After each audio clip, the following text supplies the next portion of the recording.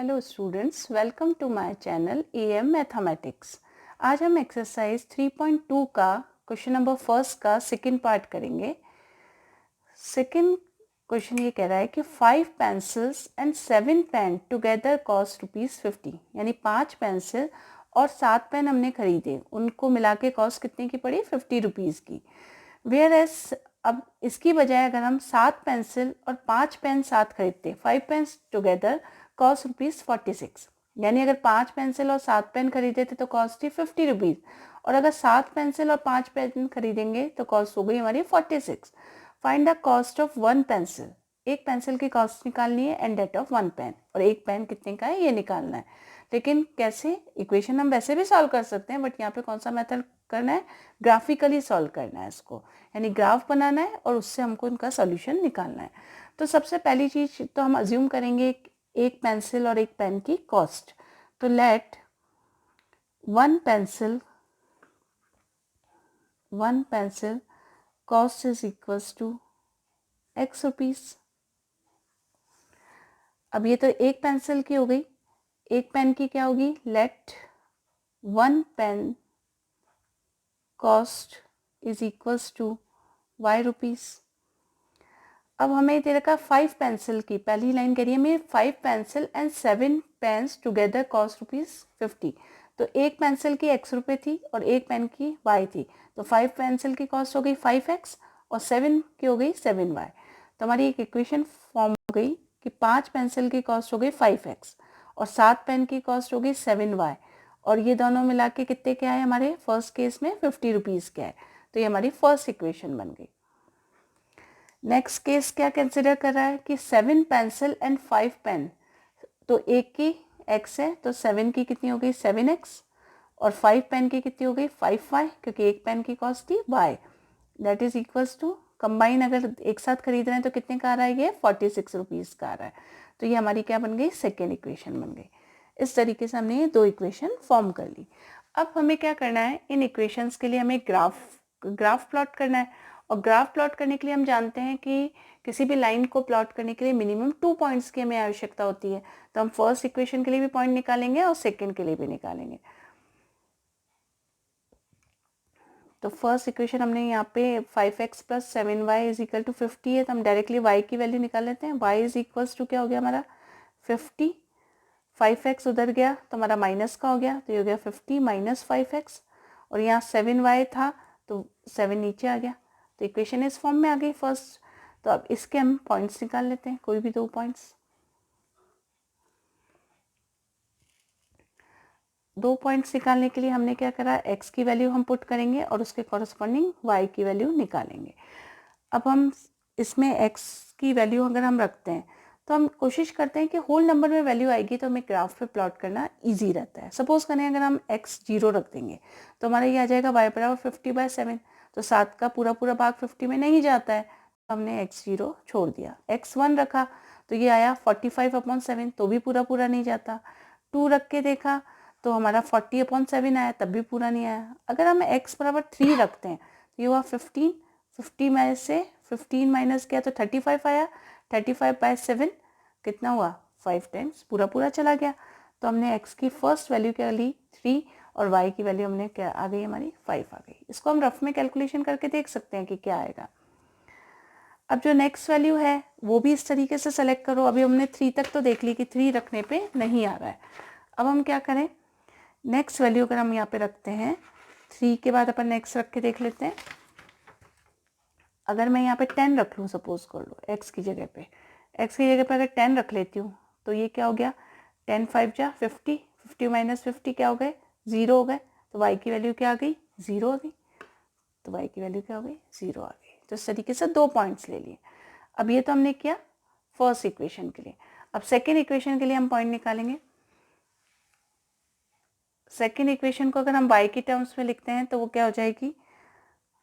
y बराबर क्या आ जाएगा? 7x को उधर ले गए तो 46 - 7x डिवाइड बाय 5। हमने इनको अरेंज कर लिया। अब इनको अरेंज कर लिया, आप इसमें भी वही x की वैल्यू रखते जाएंगे और उसके लिए y की निकालेंगे। मिनिमम 2 पॉइंट्स होना जरूरी है।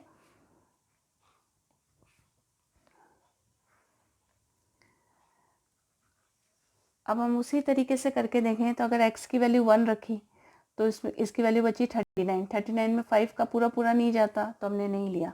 इस तरह से 2 रख के देखेंगे तब भी पूरा पूरा नहीं जा रहा तो हम 3 रख के देखें तो क्या पूरा पूरा जाता है भाग। 7 3 जा 21। अब हम क्या कर सकते हैं 46 में से इसको माइनस करते हैं। जैसे हम एक रफ पेपर पे करके देख लेते हैं। x की जगह 46 माइनस x की जगह 3 रखा तो ये क्या आया हमारा 7 3 जा, इसमें रख रहे हैं हम 7 3 जा 21 अपॉन 5।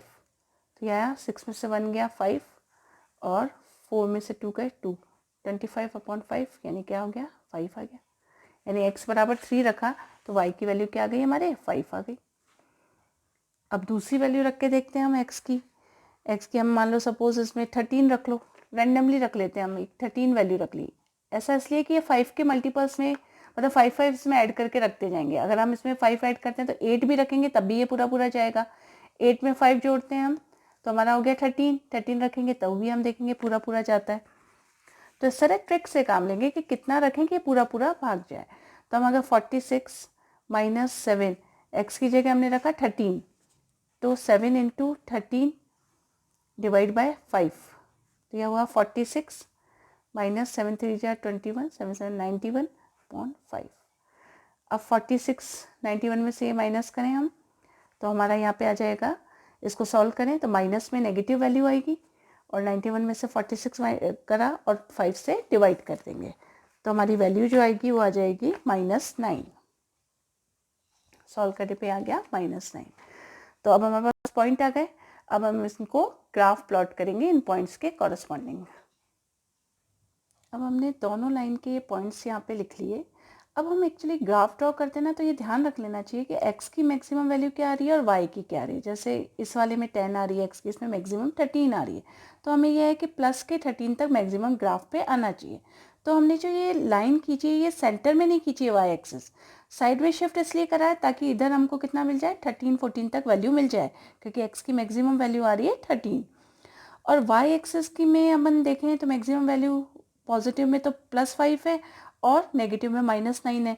तो हमने ये ऊपर से का भी गैप कम छोड़ा है, ऊपर तो 5 6 तक वैल्यू ले लिए और नीचे -1 -2 -3 करके हैं। इधर हम x एक्सिस लेते हैं और इधर y लेते हैं। तो ओरिजिन के ऊपर तो +y होता है और ओरिजिन के नीचे -y होता है। तो हमने नीचे -y तक लेते गए, माइनस में हमने कहाँ तक ले लिया नीचे -10 तक ले लिया क्योंकि लास्ट जो अपनी वैल्यू आ रही है y की माइनस में वो -9 तक आ रही है, इसलिए हमने ऐसे ग्राफ बनाया। तो ये लाइन ड्रॉ करते समय हमें ध्यान रखना चाहिए कि किस तरीके से लें। अब हम वैल्यूज़ लेते हैं। सबसे पहले फर्स्ट लाइन के पॉइंट्स लेते हैं। पहला पॉइंट है x3 और y5। अब x एक्सिस पे तो 3 ये रहा और y एक्सिस पे 5 यानी ऊपर चले हम, यहाँ आ गया 5 तो ये वाला पॉइंट आ जाएगा। ये अपना हो गया 3 और 5। इस पॉइंट के हम यहाँ कोऑर्डिनेट्स भी लिख सकते हैं, x कोऑर्डिनेट पहले लिखते हैं y बाद में, तो 3, 5 लिखते हैं। सेकेंड पॉइंट है हमारा इसी लाइन का 10 और 0। तो 10 x एक्सिस पे 10 तो ये रहा और 0 y 0 है तो ये पॉइंट यहीं आएगा। तो इस पॉइंट के कोऑर्डिनेट हो गए 10, 0। अब ये लाइन हम यहाँ ड्रॉ कर सकते हैं। हमने ये लाइन ड्रॉ कर ली।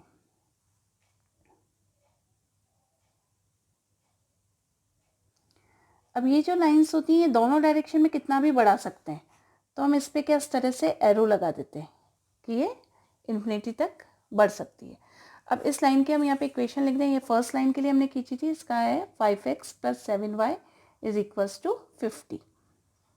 अब सेकेंड लाइन के पॉइंट प्लॉट करने। सेकेंड लाइन के पहला पॉइंट हमने क्या लिया 3 और 5, तो ये वही होगा x एक्सिस पे 3 और y पे 5, तो ये सेम पॉइंट आएगा इसके लिए भी।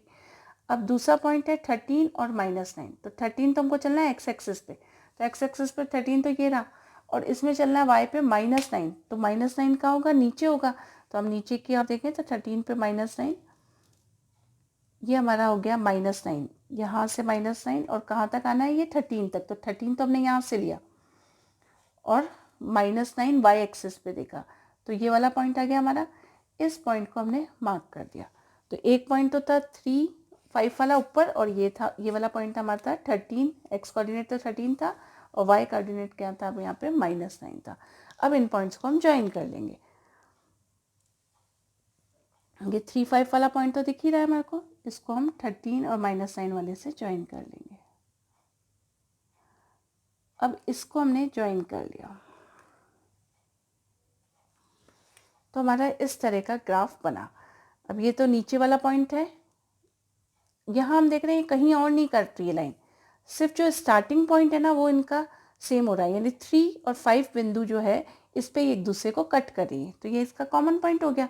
तो जहाँ ये काटती है वो उसका क्या हो जाता है, सॉल्यूशन हो जाता है।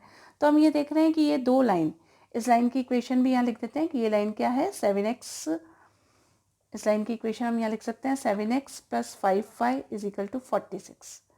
तो ये लाइन है सिर्फ एक बिंदु पे काटती है, वो है 3,5। तो हमारा इसका आंसर हो गया 3,5। तो सिंप्लीफाई किया तो हमारा x, y और जो हमारा आंसर आया वो आया 3,5। इंटरसेक्टिंग पॉइंट क्या आया, ये जहाँ पे दो लाइन एक दूसरे को इंटरसेक्ट करती है, एक सिंगल पॉइंट है, तो सिंगल पॉइंट पर अगर इंटरसेक्ट करती हैं तो ये लाइन क्या होती है, कंसिस्टेंट होती है, एक दूसरे को ये इंटरसेक्ट कर रही है, इंटरसेक्टिंग पॉइंट हो गया।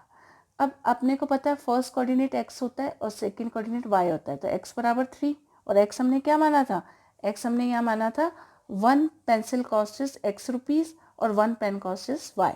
तो x = 3 और y बराबर हमारा कितना है 5 है, तो हम क्या कहेंगे 1 पेंसिल कॉस्ट = 3 रुपीज़ और y क्या माना था, एक पेन की कॉस्ट मानी थी, 1 पेन कॉस्ट इज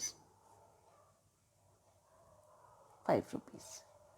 तो ये हमारा क्या आ गया, सॉल्यूशन आ गया, जो कि हमने ग्राफिकली सॉल्व किया, इसको ग्राफ से हमारे पास ये पॉइंट्स आए। तो ये हमारा एक्सरसाइज 3.2 का क्वेश्चन नंबर 1 का सेकेंड पार्ट का सॉल्यूशन है। Thank you.